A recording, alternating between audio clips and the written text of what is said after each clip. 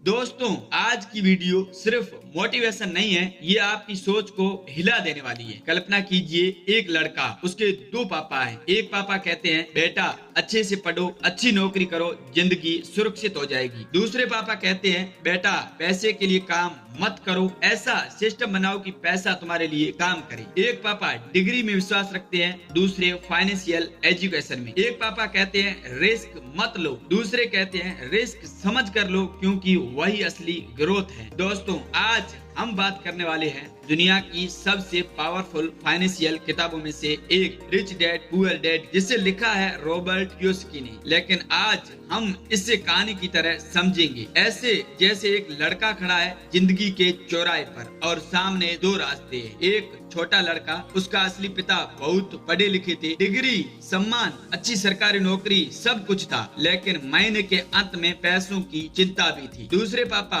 उसके दोस्त के पिता, ज्यादा पढ़े लिखे नहीं थे, लेकिन बिजनेस करते थे, रिस्क लेते थे और धीरे धीरे अमीर बनते जा रहे थे। लड़का कंफ्यूज था। गरीब पापा कहते थे पैसा कमाना मुश्किल है, रिस्क लेना खतरनाक है, सरकारी नौकरी सबसे सुरक्षित है, बिजनेस अमीर लोग करते हैं, हम नहीं। उनकी सोच में सिक्योरिटी सबसे बड़ी चीज, लेकिन सिक्योरिटी के चक्कर में वो फाइनेंशियल फ्रीडम से दूर होते जा रहे थे। वो कहते मैं इतना अमीर नहीं बन सकता, और यही शब्द उनकी सच्चाई बन गई। अमीर पापा कहते थे पैसा कमाना सीखो, स्कूल तुम्हें नौकरी सिखाता है, अमीरी नहीं। एसेट खरीदो, लायबिलिटी नहीं। अगर तुम पैसे के लिए काम करोगे तो हमेशा गुलाम रहोगे। उन्होंने लड़के से कहा मैं तुम्हें अमीर बनना नहीं सिखाऊंगा, मैं तुम्हें सोच बदलना सिखाऊंगा। सबसे बड़ा फर्क, अमीर पापा ने एक दिन बोर्ड पर दो शब्द लिखे, एसेट जो आपकी जेब में पैसा डालता है, लायबिलिटी जो आपकी जेब से पैसा निकालता है। गरीब पापा सोचते थे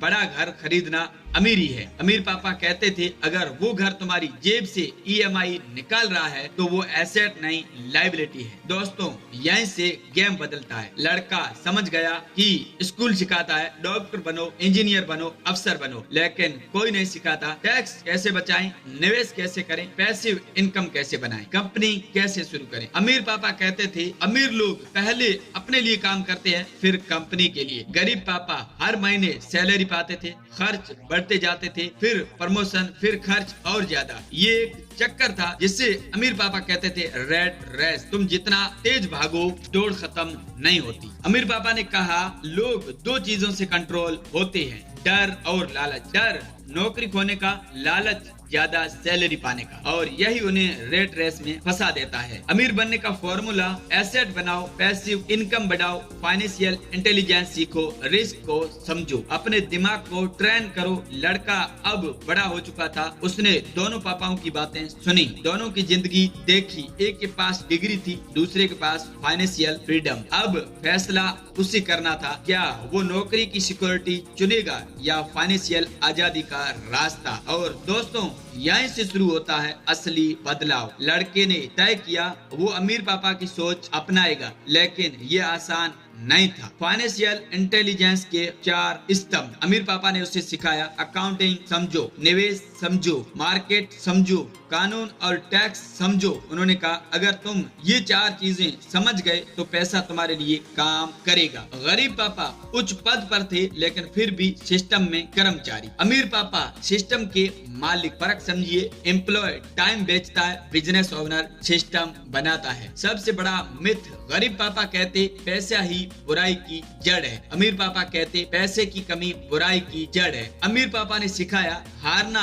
बुरा नहीं है, डर के कारण कोशिश ही न करना बुरा है। हर अमीर इंसान ने असफलता देखी है, लेकिन उन्होंने सीखा और आगे बढ़े। दोस्तों, आज क्वेश्चन ये नहीं है कि आपके पास कितना पैसा है, क्वेश्चन ये है कि आपकी सोच कैसी है। अगर आप हर महीने सिर्फ सैलरी का इंतजार कर रहे हैं तो आप रेट रेस में है।